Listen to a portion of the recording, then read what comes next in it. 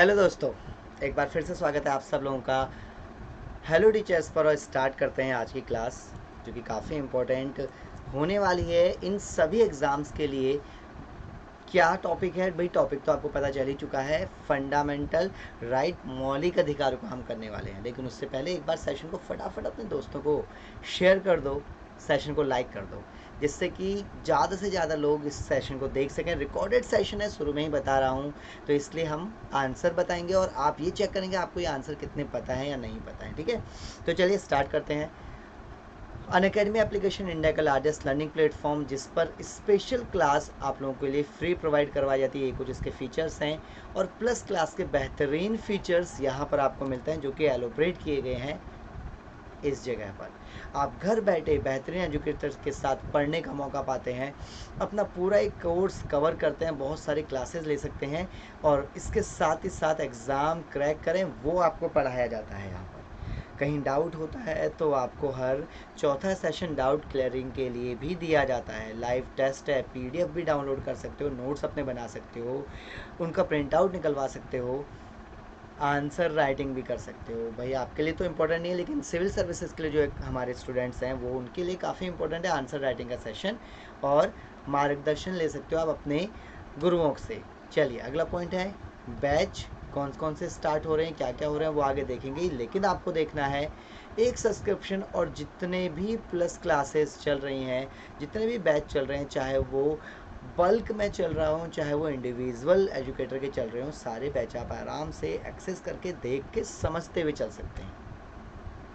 Test series के द्वारा अपने आप को इवेलुएट कर सकते हो। ठीक है, और क्या मिलता है आपको? और TET सब्सक्रिप्शन मिलता है, जिसका प्राइस ड्रॉप हो चुका है। एक साल का सब्सक्रिप्शन मात्र 900 नहीं 899 में मिल रहा है। और क्या कर सकते हैं, MSM कोड लगाओ, 10% डिस्काउंट पाओ, कॉइन का इस्तेमाल करो, फिर से 10% डिस्काउंट पाओ और स्माइल को और बड़ा कर दो यहाँ पर। ठीक है, तो 2 बार 10% डिस्काउंट के बाद लगभग 750 रुपये के अंदर पूरा एक साल आप CTET की, UP TET की, MP TET है, रीट है, हरियाणा छत्तीसगढ़ बिहार जो भी टेट एग्ज़ाम आने वाले हैं उनके बैच चलते चले जाएंगे, तैयारी करते चले जाओ और आराम से क्लियर कर लोगे। और अब तो लाइफ टाइम हो चुका है ये, ठीक, विथ मॉक टेस्ट। समर्पण के नाम से एक बैच शुरू हो रहा है, शुरू हो चुका है CTET का, और एक और आने वाली 10 तारीख से शुरू हो रहा है, वो आगे मैं आपको बताऊंगा। और क्या मिलता है, रीड का एक कंप्लीट बैच शुरू हो चुका है, वो भी आप देखेंगे। ठीक है, job oriented exam, DSSB, super TET, KVS, NVS, APS, तो जितने भी एग्ज़ाम हैं इन सब में आप 3 महीने से स्टार्ट करके 2 साल के सब्सक्रिप्शन तक जा सकते हैं। मेरा सजेशन सिंपल सीधा यही है, MSM 10% डिस्काउंट, कॉइन का 10% डिस्काउंट, तो 5400 नहीं ये 4500 के अंदर विथ मॉक टेस्ट आपको मिल जाएगा। और इतने सारे बैचेस यहाँ पर भी आपको मिलते हैं ना, चाहे वो कंबाइंड हो चाहे वो किसी भी इंडिविजुअल एजुकेटर के हो, सारे आप कर सकते हैं। देखो सीटेट का एक और बैच ये शुरू हो चुका है, तो हाल फिलहाल में तुरंत ज्वाइन कर लो। DSSB का बैच, जिसमें आपके अपने मनीष सर भी पढ़ा रहे हैं और निखिल सर मैथ और रीजनिंग के लिए, और बाकी एजुकेटर्स को भी आप जानते ही हैं। ठीक है, चलिए तो स्टार्ट करते हैं आज का सेशन। से पहले तो एक और आपके फ़ायदे की बात, बॉक्स बोनिटी, कोई भी इन अप्रोप्रिएट एक्शन आपको दिखाई दे रहा हो आप क्लेम करो, क्लेम करोगे और आपके द्वारा क्लेम की गई बताई गई बातें सही मिलेंगी तो आप क्या कर सकते हैं, प्राइज़ भी ले सकते हैं। ठीक है, ये क्या हो गया, छोटे हो गए। चलिए अब ठीक है, ठीक। चलिए तो स्टार्ट करते हैं आज का सेशन। एक बार सेशन को फटाफट अपने दोस्तों के संग लाइक और शेयर करते हुए चलो। ये रहा आज का सेशन, मौलिक अधिकारों का भाग 1 बोला गया है। ध्यान रख लेना, फंडामेंटल राइट पार्ट 1, इसका दूसरा पार्ट भी बनेगा, इसका रीमेक भी बनेगा। ठीक है, लेकिन आप पहले ये तो देखो इसमें कितने आपके आंसर ठीक होते हैं। अच्छा, संविधान के बारे में कुछ कॉमन पॉइंट बताता हूँ। संविधान के भाग 3 में बताया गया है, आर्टिकल 12 से शुरू हो करके 35 तक ये मिल जाता है। टाइप अगर पूछ ले आपसे तो 6 टाइप के मिलते हैं, आर्टिकल 14 से लेकर के आर्टिकल 32 तक में। कौन से देश से प्रावधान लिया गया था, तो USA से ये प्रावधान लिया गया है। ठीक है, फंडामेंटल राइट क्या है, आपातकाल लगने पर सारे ख़त्म हो जाते हैं सिवाय 20 और 21 के। अगला, चलो पहला पेपर तो मैंने आउट ही कर दिया। पहला क्वेश्चन क्या मिलता है आपको, पूछ रहा है मौलिक अधिकार संविधान के किस भाग में वर्णित हैं, मतलब किस भाग में बनाए गए हैं, भाग 2, भाग 3, भाग 4 या भाग 6 के अंदर। 5 नहीं है यहाँ पर आंसर। तो मौलिक अधिकार संविधान के कौन से भाग में लिखे गए हैं, सही जवाब हम देखेंगे और वो है भाग 3 के अंदर। भाग 2 में क्या है, नागरिकता का प्रावधान है। भाग 4 में क्या है, भाग 4 में है नीति निदेशक तत्व। ठीक है, भाग 4 में हमें मिल जाते हैं। भाग 4 में ये मिल गया। भाग 4 के बाद भाग 6 में क्या मिलता है, भाग 6 में है राज्य। भाग 5 में क्या मिलता है, तो भाग 5 में मिल जाता है केंद्र। ठीक है, तो ये चीज़ ध्यान रखो, 2 नागरिकता, 3 अधिकार, 4 नीति निदेशक तत्व, 5 केंद्र और 6 राज्य। एक और यहाँ पर जोड़ देना काफ़ी इम्पोर्टेंट है, भाग 4A। आप क्या नोट करेंगे, भाग 4A। ये किससे संबंधित है, भाग 4A। तो भाग 4A का संबंध मिल जाता है फंडामेंटल ड्यूटी, कर्तव्य से। ठीक, अगला पॉइंट, भारत के संविधान का भाग 3 का संबंध किससे, ये लो, पहले कान ऐसे पकड़ा था, अब कान ऐसे पकड़ा है। ठीक है, राज्य के नीति निदेशक तक तो सारे डिस्कशन करते हुए चलेंगे। ये है संविधान के भाग 4 में, मौलिक कर्तव्य है भाग 4A में, मूल अधिकार है भाग 3 में, नागरिकता है भाग 2 में, भाग 1 में क्या है, तो यहाँ पर दिया गया है भारत और उसके राज्य क्षेत्र के बारे में डिस्कशन, चर्चाएं। उम्मीद करता हूँ बिल्कुल सही जा रहे होंगे आपके सारे क्वेश्चन। आंसर है सी, मौलिक अधिकार या मूल अधिकार।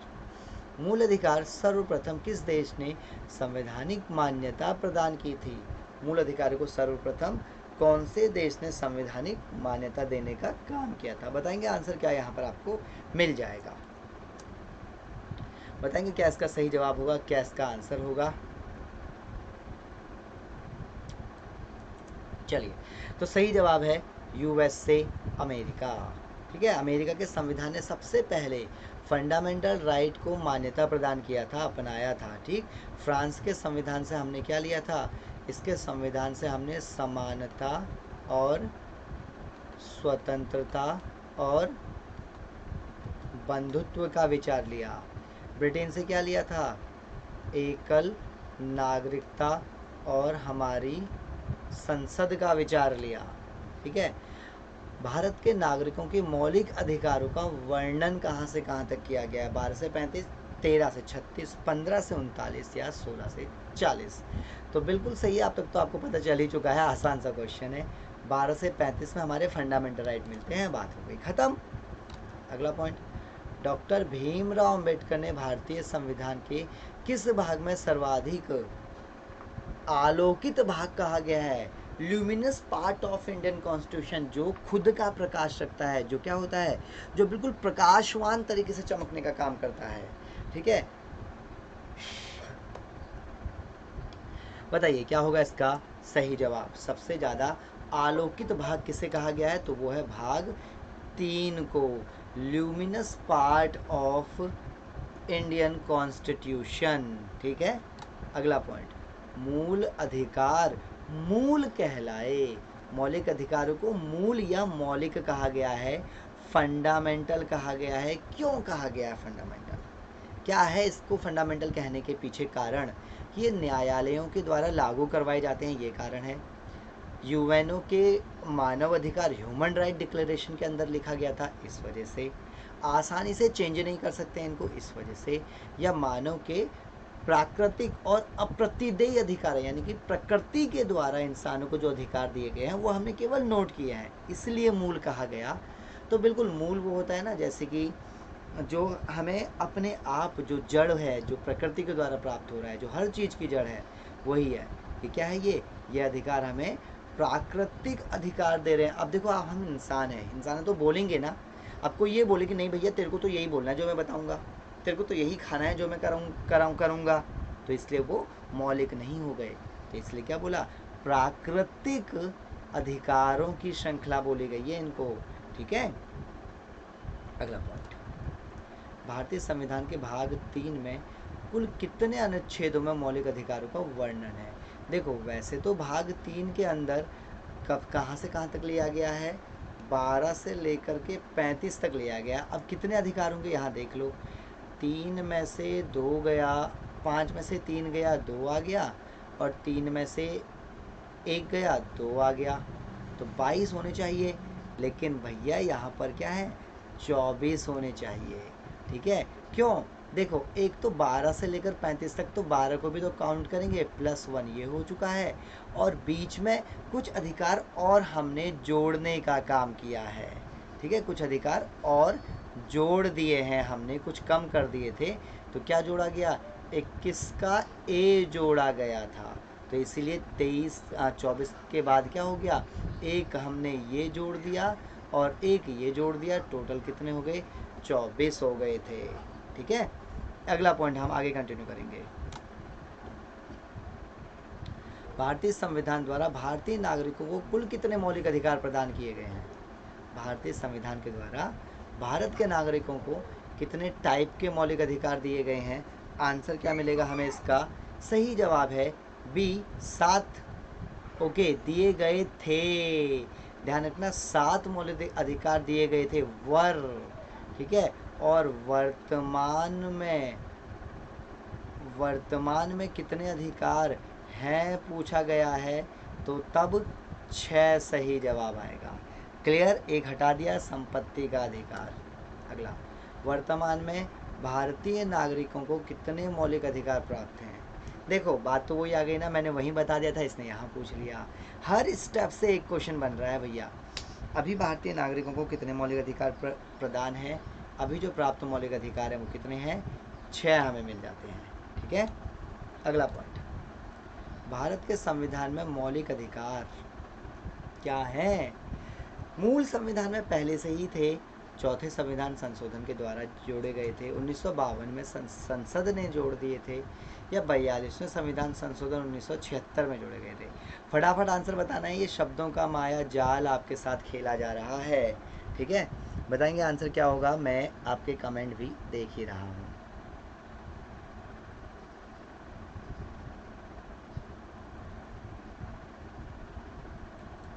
चलो ठीक,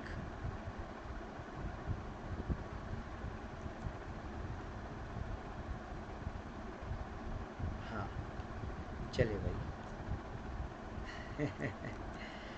ठीक हो गया, तो आंसर बिल्कुल ठीक है, मूल संविधान का हिस्सा थे, मूल संविधान का हिस्सा थे, ये बाद में कहीं नहीं जोड़े गए थे, पहले से ही जुड़े हुए थे ये ऑलरेडी। ठीक है, अगला पॉइंट हम देखेंगे इसके बाद। भारत में संविधान में न्यायालय द्वारा कौन प्रवर्तनीय है? न्यायालय के द्वारा किसको लागू किया जा सकता है? नीति निर्देशक तत्व, जिसको इंग्लिश में हम DPSP कहते हैं, प्रस्तावना प्रेम्बल आ जाएगा, इंट्रोडक्शन नहीं है यहाँ पर, ठीक कर लेना। ठीक है, मूल कर्तव्य या मूल अधिकार, संविधान न्यायालय जिनको लागू करवा सकता है वो है हमारे अधिकार। आपके अधिकार नहीं मिल रहे हैं तो आप कोर्ट में जा सकते हैं, केस कर सकते हैं सरकार के ऊपर, लेकिन सरकार ये नहीं बोलेगी कि मूल कर्तव्य में तो लिखा था कि ये काम करो, इन्होंने नहीं करा, चलो जी केस कर दो इनके ऊपर, ना ना ना, ऐसा नहीं होगा बिल्कुल। ठीक है, अगला पॉइंट, मौलिक अधिकारों को लागू करने का दायित्व किस पर है? देखो अब फिर से कान योगा वाले स्टाइल में पकड़ लिया, मौलिक अधिकारों को लागू कौन करवाता है? आंसर बताएंगे यहाँ पर, मौलिक अधिकारों को लागू करने का दायित्व उच्चतम न्यायालय का, उच्च न्यायालय दोनों का, या फिर इन पर? तो आंसर बिल्कुल ठीक है, इन दोनों का ये काम मिलता है। सुप्रीम कोर्ट के लिए आर्टिकल 32 दिया गया है, हाई कोर्ट के लिए आर्टिकल 226 दिया गया है, तो इसीलिए आंसर क्या मिलेगा, दोनों हमें मिलेंगे। अगला, मौलिक अधिकारों का निलंबन कौन कर सकता है? सस्पेंड, इनको समाप्त कौन कर सकता है कि 3 दिन के लिए तुम्हारे मौलिक अधिकार खत्म है, या 6 महीने के लिए मौलिक अधिकार खत्म है, ना कुछ बोल सकते हो ना कहीं जा सकते हो सरकार की मर्जी के बिना? क्या इसका आंसर मिलेगा, प्रधानमंत्री, संसद, राष्ट्रपति या उच्च न्यायालय? तो सही जवाब है हमारा राष्ट्रपति। जैसे ही आपातकाल लागू होता है मौलिक अधिकारों को निलंबित मान लिया जाता है, सिवाय 2 मौलिक अधिकार 20 और 21 को छोड़कर।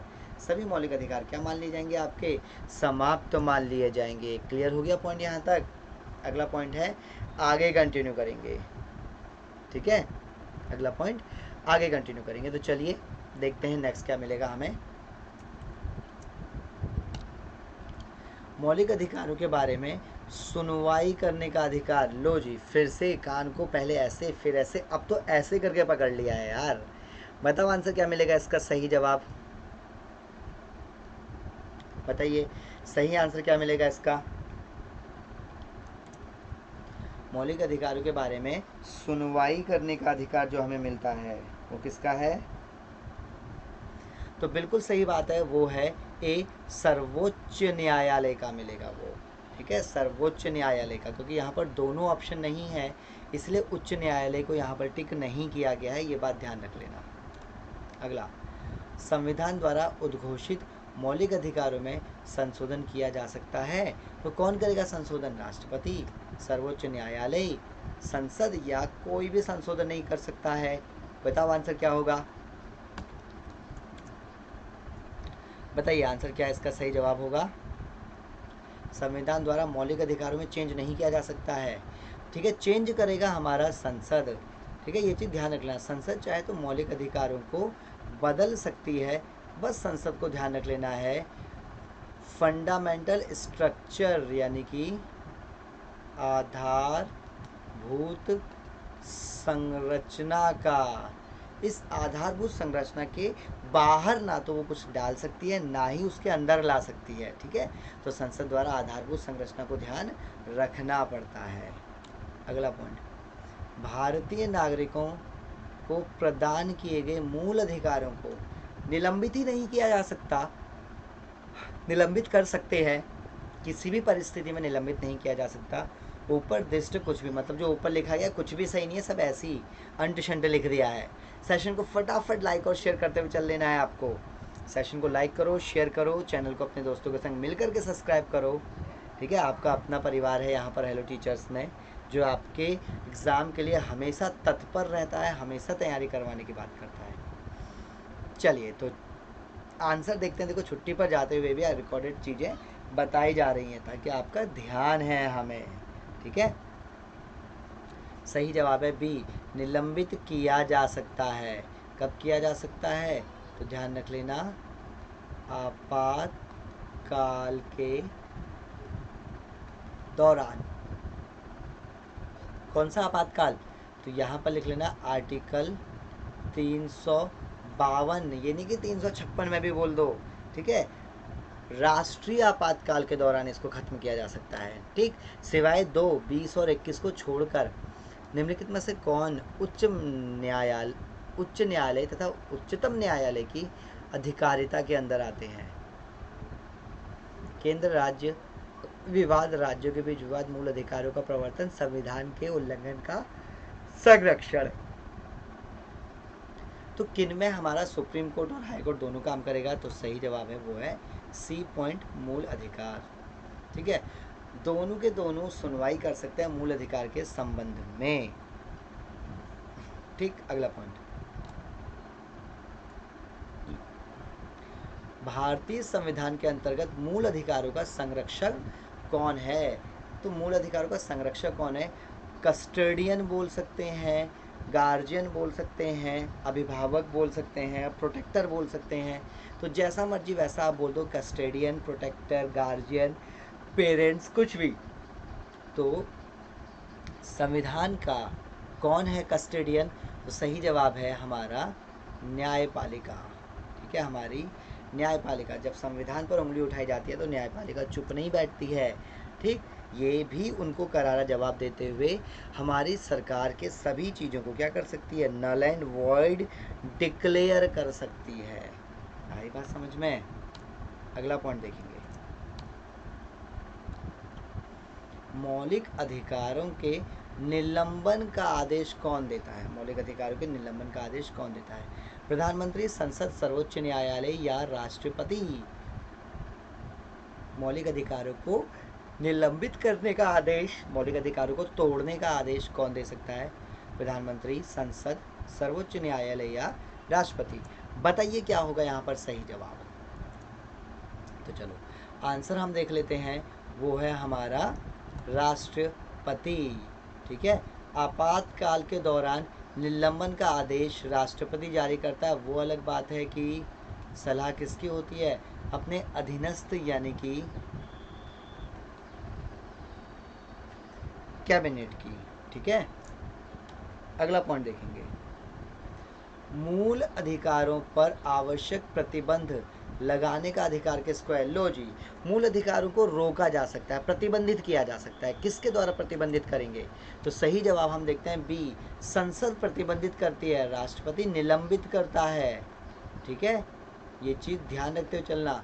संसद रिस्ट्रिक्टेड कर देती है, बोलती है यार देखो बॉर्डर पर नहीं जा सकते हो, तुम्हारा पूरे भारत में घूमने का अधिकार है। इसका मतलब ये नहीं कि तुम बॉर्डर पर चले जाओ। ठीक है, या फिर इसका मतलब ये बिल्कुल नहीं है कि तुम राष्ट्रपति भवन पर आकर के बोलो नहीं कि हमें तो सेल्फी यहीं लेनी है। नहीं, रोका जा सकता है संसद के द्वारा। ठीक, ये चीज़ ध्यान रखो। मौलिक अधिकारों का प्रमुख उद्देश्य क्या है, ये तो मोस्ट इंपॉर्टेंट क्वेश्चन चल रहे हैं यहाँ पर। समाज के समाजवादी ढांचे को बढ़ावा देना, व्यक्तिगत स्वतंत्रता को सुनिश्चित करना, न्यायपालिका की स्वतंत्रता को सुनिश्चित करना, उपयुक्त सभी की स्वतंत्रता को सुनिश्चित कर देना। तो बताओ मौलिक अधिकारों का प्रमुख उद्देश्य क्या हमें मिलता है। आंसर देखेंगे तो ये है बी पॉइंट, मौलिक अधिकार व्यक्तिगत स्वतंत्रता की बात करता है, समाज के समाजवादी ढांचे और न्यायपालिका की स्वतंत्रता की सुरक्षा तो किसी और की जिम्मेदारी, सरकार की जिम्मेदारी हमें मिलती है। ठीक, अगला पॉइंट, मूल अधिकारों को प्रवर्तित करने की शक्ति यानी कि उनको लागू करवाने की शक्ति किसके पास है। लो भैया, पहले ऐसे फिर ऐसे फिर ऐसे, ना जाने कितने बार योगा कर लिया इस क्वेश्चन ने हमारे यहाँ पर। सेशन पसंद आ रहा है, फटाफट से सेशन को लाइक करो, सेशन को शेयर करते हुए चलो अपने दोस्तों के साथ, ताकि क्लास में सभी लोग आ सकें और मज़ेदार क्वेश्चन का आनंद उठा सकें, मज़े मज़े में बढ़िया तैयारी कर सकें। सही जवाब है डी पॉइंट, उच्चतम और उच्च न्यायालय प्रवर्तित कर सकता है, इसको लागू कर सकता है इसको। ठीक है, भारतीय संविधान में मूलभूत अधिकारों को निलंबित कर सकने वाली सत्ता कौन सी है, सर्वोच्च न्यायालय, संसद, प्रधानमंत्री, राष्ट्रपति। मूल अधिकारों को, प्रदत्त मूलभूत अधिकारों को निलंबित करने वाली सत्ता, बिल्कुल सही जवाब मिल जाता है डी, राष्ट्रपति। क्या बोल रहा है, मूल अधिकारों को समाप्त करने का अधिकार राष्ट्रपति के पास है। लास्ट टाइम में राष्ट्रपति ने नहीं किया था, तो कोई दिक्कत नहीं। ठीक, क्लियर यहाँ तक का पॉइंट। पढ़ो, आप आराम से सेशन को पढ़ो और फिर हम आंसर देखेंगे। पढ़िए, भारत में मूल अधिकारों के संबंध में कथनों पर विचार करो। पहला, राज्यकृत के विरुद्ध एक गारंटी है, मतलब राज्य सरकार, केंद्र सरकार जो भी काम करेगी उसके खिलाफ एक गारंटी हमें मिलती है। ये पढ़िए जल्दी से।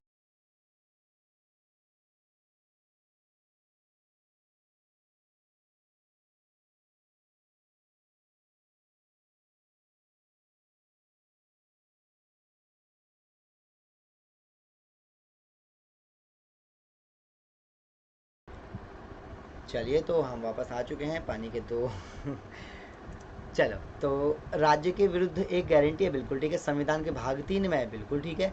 सामाजिक, आर्थिक, राजनीतिक न्याय सुनिश्चित करते हैं। नहीं यार, ये तो प्रस्तावना के अंदर लिखा गया था। ये किस में लिखा गया था, प्रस्तावना में लिखे गया था।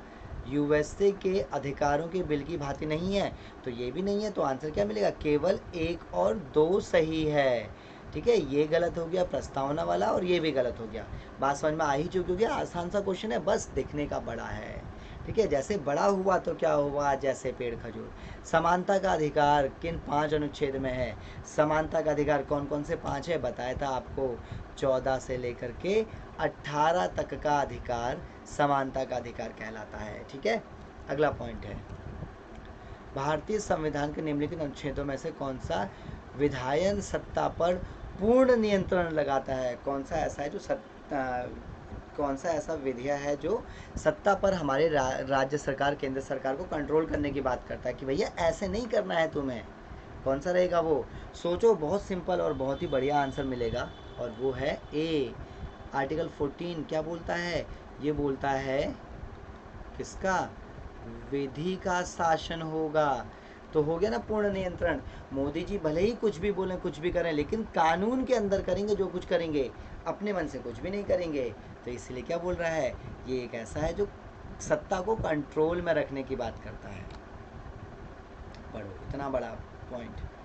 भारत के संविधान की प्रस्तावना में समाजवाद शब्द को निम्नलिखित में से किस अनुच्छेद के साथ मिलाकर पढ़ने से सर्वोच्च न्यायालय को समान कार्य के लिए समान वेतन का अधिकार परिभाषित करने की शक्ति प्राप्त होगी? तो आर्टिकल 14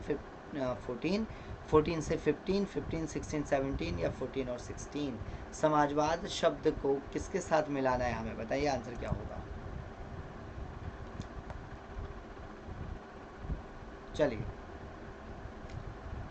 तो सही जवाब की ओर चलते हैं और सही जवाब आपको मिल रहा है और वो है सी पॉइंट, अनुच्छेद 14 विधि का शासन, अनुच्छेद 15 धर्म जाति मूलवंश लिंग और जन्मस्थान के आधार पर मतभेद का विभेद और अनुच्छेद 16 लोक नियोजन में समानता। आई बात समझ में? तो इनके साथ मिलकर के जब समाजवाद पढ़ेंगे तो ज़्यादा अच्छे और आसानी से समझ में आ जाएगा, वरना लगेगा कहीं है कहीं नहीं है, पता ही नहीं चलेगा कहाँ है। गला भी खराब हो रहा है लग रहा है। कानून का समान संरक्षण, भैया कानून सबको एक आंख से देखेगा, किसने किसने बोला ऐसा? ठीक है, किसने ऐसा कहा? कानून का संरक्षण। तो सही जवाब हम देखेंगे वो है सी। क्वेश्चन 14 कहता है विधि का शासन, ठीक है, विधि का शासन देता है, साथ ही साथ इनको क्या देता है, ये इनको ये कानून के समक्ष समानता की बात भी करता है। कानून के समक्ष समानता और समानता के अधिकार की भी बात करता है। ठीक है, संविधान जो छुआछूत को खत्म करने की बात करता है, और ध्यान रख लेना ये हमारे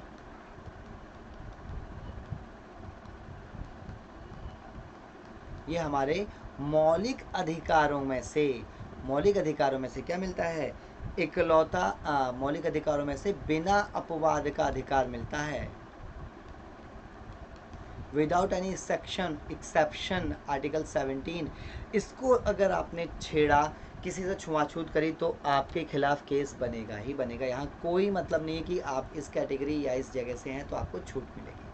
निम्नलिखित में से कौन भारत के संविधान के अनुच्छेद में अस्पृश्यता के निषेध का प्रावधान करता है? देखो क्वेश्चन वही है, बस पूछने का तरीका दूसरा दे दिया गया है।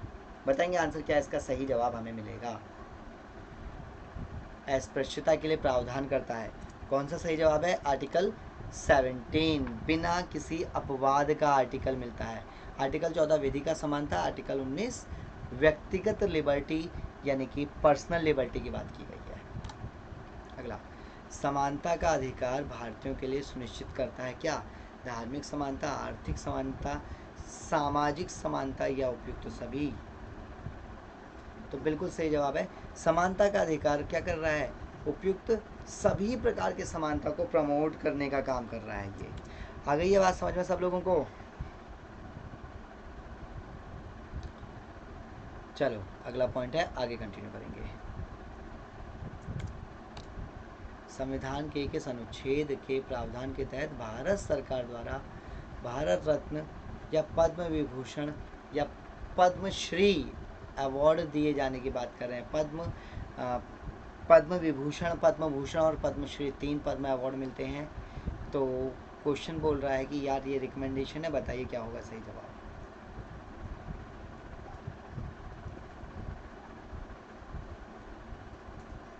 चलिए, तो बिल्कुल सही जवाब है आर्टिकल 18। आर्टिकल 18 क्या बोल रहा है? एक तरफ तो ये हमें बोलता है उपाधियों का अंत, दूसरी तरफ ये कह रहा है कि आपको ये अधिकार, आपको ये सम्मान प्राप्त कर सकते हैं, प्रदान कर सकते हैं। सन 1995 में पारित अस्पृश्यता अपराध अधिनियम को वर्तमान में किस रूप से जाना जाता है?